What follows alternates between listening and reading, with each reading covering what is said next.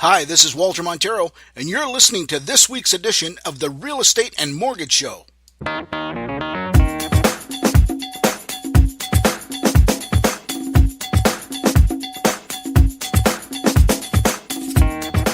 Hey guys, it's Walter here, and welcome to this week's show.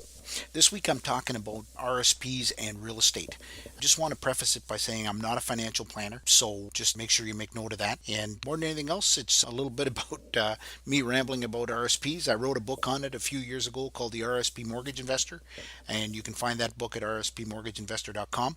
But at any rate, just wanted to talk to you a little bit about that because this is the time of year a lot of people start talking about RSPs, and given that the deadline is coming up on March the 2nd. So I hope you enjoy this week's show. Okay, so let's talk about real estate and RSPs. The first thing I want you to be clear on is what an RSP actually is. An RSP is simply a tax shelter. An RSP is not a mutual fund, just so we're clear. An RSP can be any kind of investments, allowable investments within the RSP portfolio. Okay, so you can have cash in an RSP.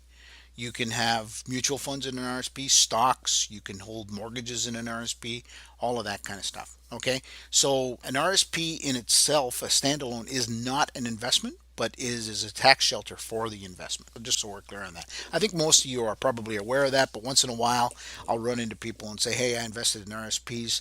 And I'll say, well, what did you invest in? They say, well, I invested in RSPs. And, I know what they're thinking. What they're thinking is they've invested in mutual funds and they've mistaken or kind of combined the two and think that RSPs and mutual funds are one and the same thing. And they're not. Okay. So anyway, what I want to make clear more than anything else is I'm not a financial planner. So, in terms of RSP investments, I'm not holding myself out as a certified financial planner. So by all means, keep your litigious selves and your complaint letters to yourself. I'm going to tell you what I do and what I know about real estate and RSPs and how they're related to each other. Okay, so the first thing I want to talk about in terms of RSPs and real estate is that RSPs are capable, or you're able to use your RSP as a down payment on your first home. So it's a first time home buyers program. It's called the Home Buyers Plan through Canada Revenue Agency.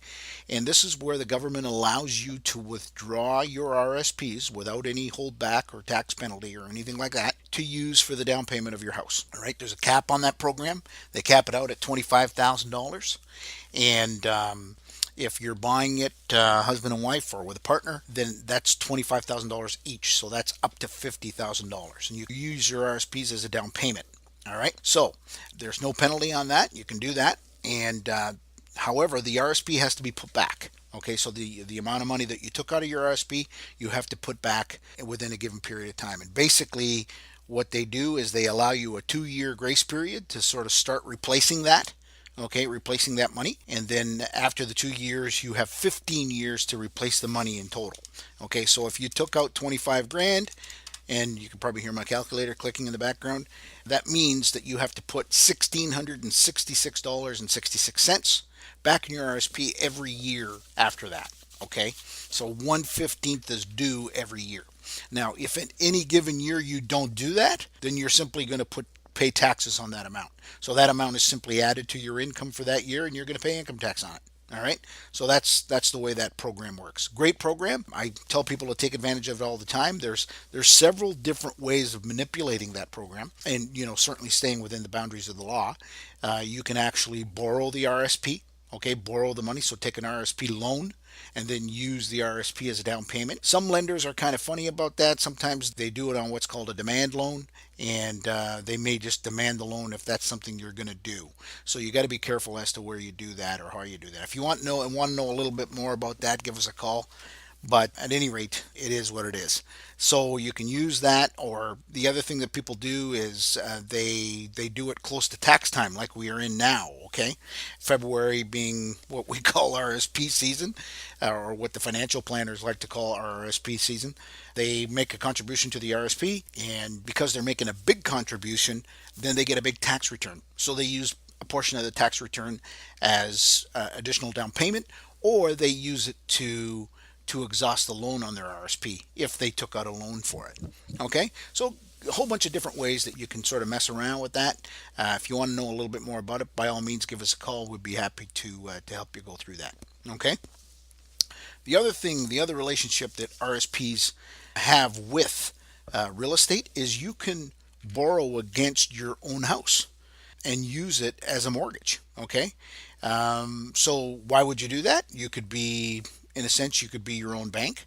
So if you've got, $150,000 in RSPs and you got a $150,000 mortgage, and you want to cut out the bank, you can borrow that money from yourself, and then the interest that you pay yourself is it goes towards your RSP, and it accumulates. The investment accumulates within your RSP. Some people like to do that. I'm not a big fan of that particular process. If that's simply a swap out that you want to do. The reason I'm not is because, quite honestly, the way that money is so cheap right now, you're better off borrowing it from the bank. I mean, right now, I think our best 5-year rate is 2.69%. So, I mean, really, in the grand scheme of things, are you going to lend yourself money at 2.69%? It's pretty crappy. It's a crappy return. But I mean, hey, whatever you want to do. I've seen people do it, but I'm not a big fan of it. What I would recommend people do is if that's something you want to do, is borrow the money against your house and use that money to invest in something else. Okay, so invest in a stock or a mutual fund or a piece of real estate for that matter. Okay, and then now what's interesting about that is, first of all, you've got that money working. You pay yourself a half decent return. You certainly don't want to drown yourself in interest because obviously you got to service this debt. But at the same time, it is tax deductible. So, because you're borrowing the money to invest in something, the interest that you pay yourself in your RSP becomes tax deductible. So it's kind of a neat way to do it. You know, um, it's certainly an approach that a lot of people use. I think it's a great way to go. The other investment that you might want to look at is investing in private mortgages. Okay, private mortgages are a viable investment. There's obviously a private lending community out there, and basically what that is where a lending institution perhaps doesn't lend to a particular individual for whatever reason. It could be a credit issue, it could be a job issue, anything like that. Now, I just want to be clear. I want you to be clear on what I'm talking about here. When you lend somebody money in your RSP, you have to do it through a self-directed RSP. So in other words, you're in control of the money, all right? And you have to do it at an what they call an arm's length transaction. So in other words, you cannot be related to the borrower by blood, marriage, or adoption. Okay?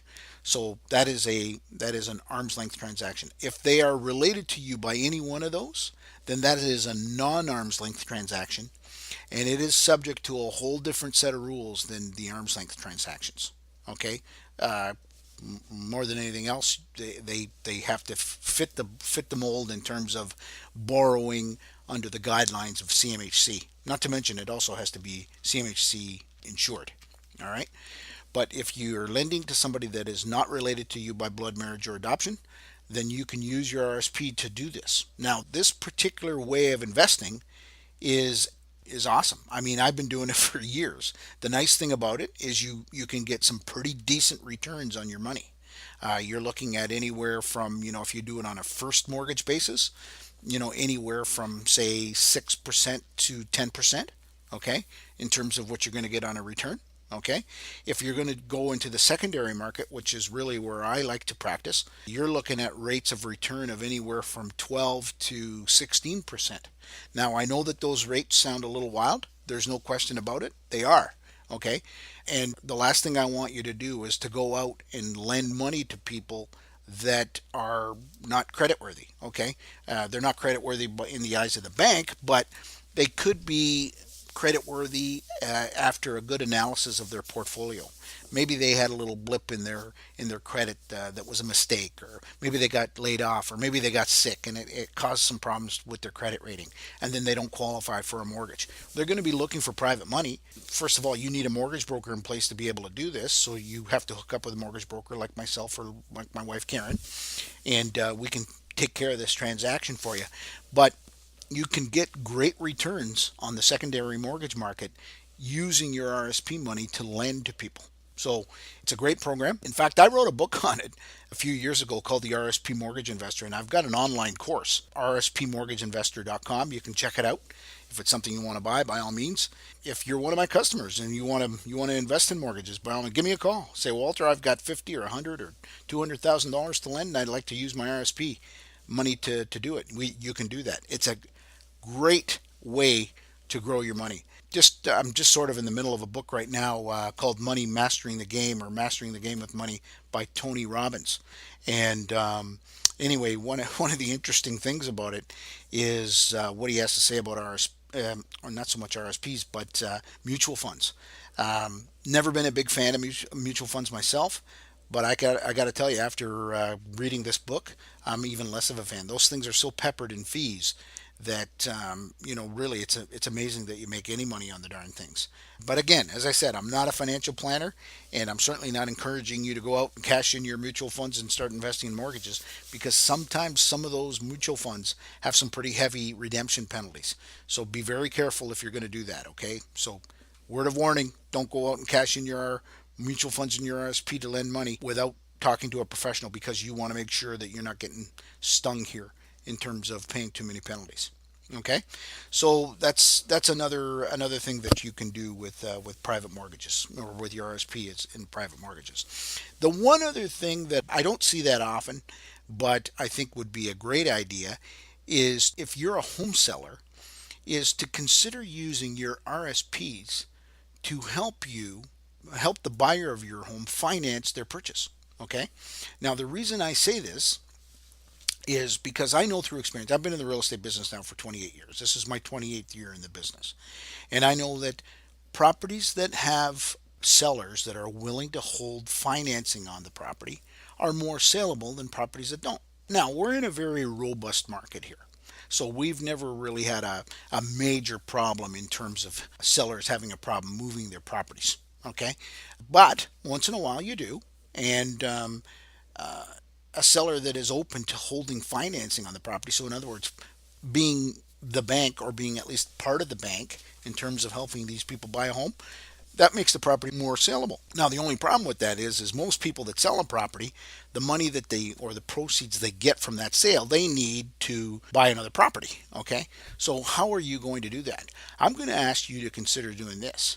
If you've got 50 or 100 or 200 or 500,000 in an RSP, okay, and you're selling a property, and you've got a borrower that wants to buy it, but they need secondary financing, all right, why not consider holding the financing in your RSP? So, in other words, getting the money from the sale of the property, you're going to get the money from the sale of the property when it sells, so you're going to use that to purchase your next property. But what you're going to do is you're going to use your RSP and lend that money to the borrower. Okay, that way it's sort of a built-in vendor take back, or private mortgage, and it in many cases can help facilitate the sale of your property, number one, and number two, it's going to give you a good return on your money inside your RSP. All right, so another great angle. It's certainly a great way to go. And if you're open to doing any of that, by all means, give me a call. I'd be happy to sort of help you through that process. Okay. Now, if you're going to do any of these things, you've got to be in a self-directed RSP. All right. So that means basically you're gonna have to hook up with a trustee that is self-directed, like the one that I use is Olympia Trust. You can use Canadian Western Trust. I think Laurentian Bank, or B2B, also allows you to do the same thing. So you've got to be in a self-directed RSP. Okay. Number two, you've got to be in a cash position. So that means that your RSP money, so the investment inside your RSP, it has to be in a cash ready position, because you can't lend somebody a mutual fund, you can't lend somebody a stock. It's got to be in cash. All right. So the cash element of your RSP is what you're going to lend to people. All right. So those are probably the two biggest things. All right. The deadline this year, if you want to top up your RSP and consider doing this type of thing, is March the 2nd. So March the 2nd, 2015 is the deadline for RSP contributions. So make sure that if you're going to do any of this stuff, make sure that you do it in a cash ready position, and that's the way you're going to start this whole process. If if you're interested in knowing more about this before you even tackle it, by all means, I invite you to check out my book. It's at the rspmortgageinvestor.com. And there's also an actual visual training that you can go through as well. So I certainly invite you to do that as well. But if you're an investor and you want to do that, then and you just want to, and you're in my local market, I'd be more than happy to help you out. Give me a call, 519-624-9222. All right. One other thing I wanted to address before I exhaust this subject. If you're open to investing in mortgages using your RSP, but you don't want the headaches of the day-to-day collecting of checks and all that kind of stuff, I would invite you to give me a call, because there are a couple of different ways you can tackle this. There are certainly ways that I'm not permitted to discuss on this type of platform, but on a one-on-one basis, by all means, I invite you to do that. You can call me anytime at the office, 519-624-9222. Okay? I hope this show was clear to you, and I hope you enjoyed it. And if you have any other questions about real estate or how they're related to RSPs, by all means, give me a call. Have a great day.